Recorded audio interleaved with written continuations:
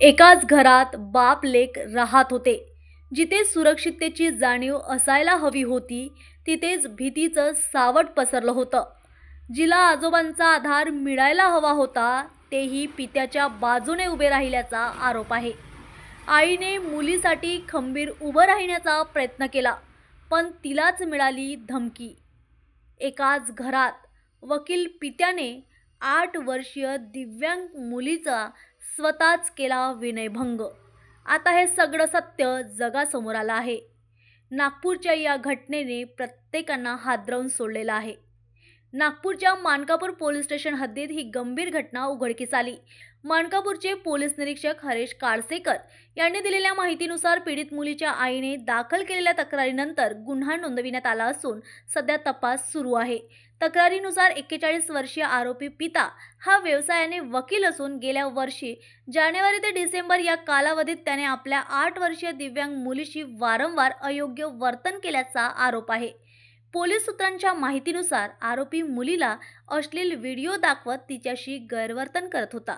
आईने या प्रकाराला विरोध केला असता आरोपीने तिला मारहाण करून गप्प बसण्याची धमकी दिल्याचे तक्रारीत नमूद आहे. यानंतर आईने ही बाब आपल्या 70 वर्षीय सासऱ्याच्या निदर्शनास आणली. मात्र मदत करण्याऐवजी त्यांनी या प्रकरणाकडे दुर्लक्ष केल्याचं समोर आलेलं आहे. त्यांनी म्हटलं की त्याची मुलगी तो काहीही करेल आणि असं म्हणत मायलेकीला गप्प बसण्याचा इशारा दिल्याचा आरोप आहे. अखेर धैर्य दाखवत आईने मानकापूर पोलीस ठाण्यात धाव घेत तक्रार नोंदवली. पोलिसांनी घटनेचे गांभीर्य लक्षात घेऊन तात्काळ कारवाई करत आरोपी पिता आणि आजोबा या दोघांनाही अटक केली आहे. या प्रकरणी पोक्सो कायद्याअंतर्गत सर्व गुन्हा दाखल करून तपास सुरू आहे. चौकशी दरम्यान तज्ज्ञाची मदत घेण्यात आल्याची ही माहिती समोर आली आहे. ही घटना केवळ एका कुटुंबाची नाही तर समाजातील जागरूकतेचा प्रश्न आहे.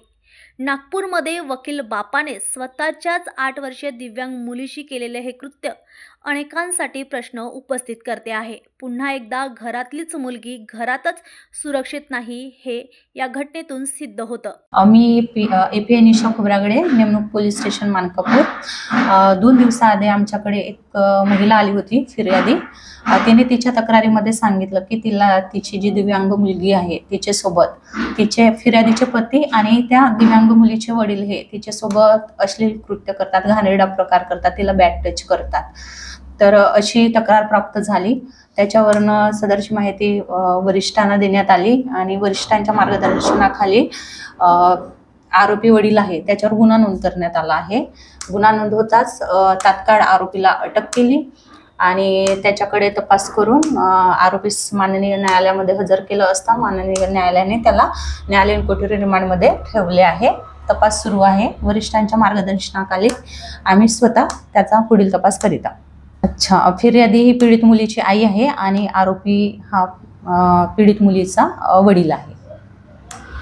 पीडिता ही दिव्यांग आहे आणि ती सध्या शिक्षण घेत आहे आणि वडील तिचे पेशाने वकील आहे.